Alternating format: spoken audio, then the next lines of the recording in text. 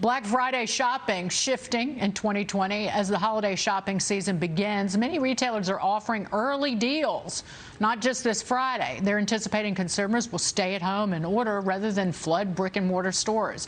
In fact, Deloitte's yearly poll shows an expectation that more consumers will shop online rather than in person for the first time.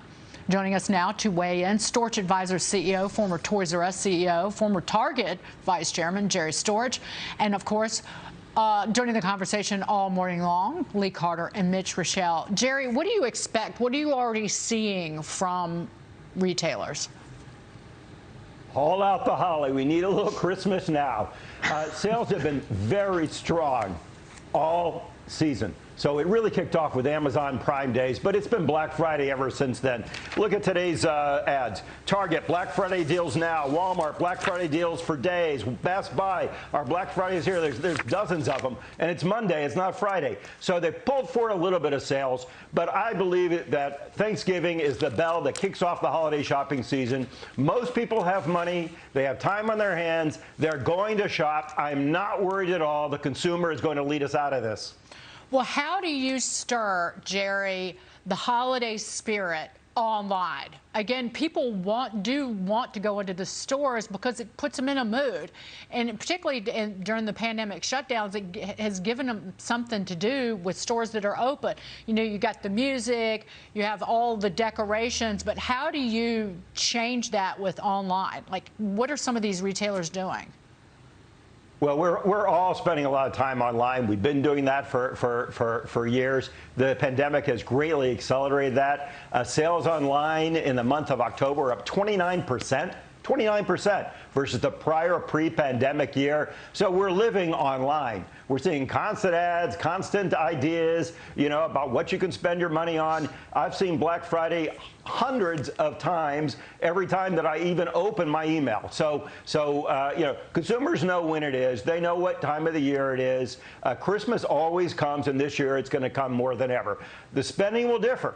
I mean, keep in mind, apparel sales are way in the gutter. Department stores are suffering mightily. And restaurants are having a tough time of it. But most everything else related to the home, electronics, even automobiles, sales are just fine, and they're going to be great. So customers know what time of year it is. I think they're fed up with the virus. There's no doubt about it. That's part of the reason we're seeing these spikes, is people just can't take it anymore. So they're going to go out and do Christmas. There'll be some decline in store traffic, especially on Black Friday. Make no mistake about that, but you're going to have online sales. They're already starting, as I said, but you're going to have online sales on Walmart starting Wednesday night. All day on Thanksgiving. The store's going to be closed. They've been opening in past years on Thanksgiving Day. That's not going to happen, but the online sales are going to be rocking it. So Thursday's going to be huge online. Friday's going to be huge online. And, of course, Cyber Monday follows right behind. In past years, what we've seen is a little slump after Cyber Monday until you get closer to Christmas. What I think is going to happen this year is those bricks and mortar sales are going to spread out because you can't crowd the stores on Black Friday. So you're going to see more strength in December than what we've seen in past years to make up for it. And it's all going to work out fine. I've been through this and through this. The best indicator of what consumers are going to do in the future is what they're doing now. And what they're doing now is their spending. Mitch Rochelle, jump in. Jerry, good to see you this morning. What I'm trying to figure out is, who will the winners and losers be? Because this is obviously a different year, a year like no other.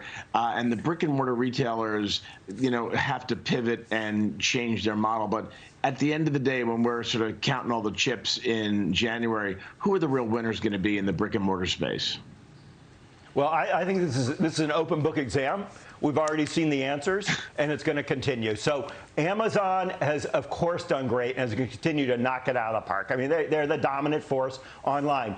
But who else is going to win? It's those value-based retailers that provide a diversity of needs, including necessities during this period. So Walmart, Target, Costco are going to do fantastic. Home Depot and Lowe's, I've never seen same-store sales numbers like those we're seeing from them. You're going to see strength from Dollar General. You're going to see, value-based player. You're going to see strength. People like Tractor Supply are going to be great. And in apparel, I still love TJ Maxx, Ross Stores, because you see that their sales aren't even off very much when apparel's off, and they're so reliant on bricks and mortar, but they're going to come roaring out of this thing just as department stores are falling apart. Lee Carter? I think one of the things that I'm looking for is how people are going to be looking to connect through the holidays because a lot of people aren't going in person. So I think there's actually going to be an increase in gift giving that's more thoughtful, trying to connect people. And so to that end, I'm wondering what kind of trends you expect to see there. You know, again, everything's home-based, home. There's a comfort feeling about it. It was true during the pandemic. It's where we're spending more and more of our time. So I think it's that kind of direction is where you're going to see a huge spike. It's something that says this not only makes you happy the day you get it, but you can use it over and over and over again to make your home that much more of a safe cocoon. Jerry, which retailers, you mentioned the department stores, which retailers are in dire straits? Because again, and we also have to think about, say, with department stores and all of the, say, designers who supply those department stores, they too are hurting as well. Well, it depends on where you're positioned, Dagan, but I got to tell you, as much as I know I've been an apparel retailer most of my career in various ways, and you know, you can see what's going on now. I know people love to get dressed up, they love to go out, but there's no place to go right now. And so what you're seeing is these guys are just getting slaughtered. There's probably, you know, Macy's comps were now more than 20% last quarter. Kohl's was down 13%.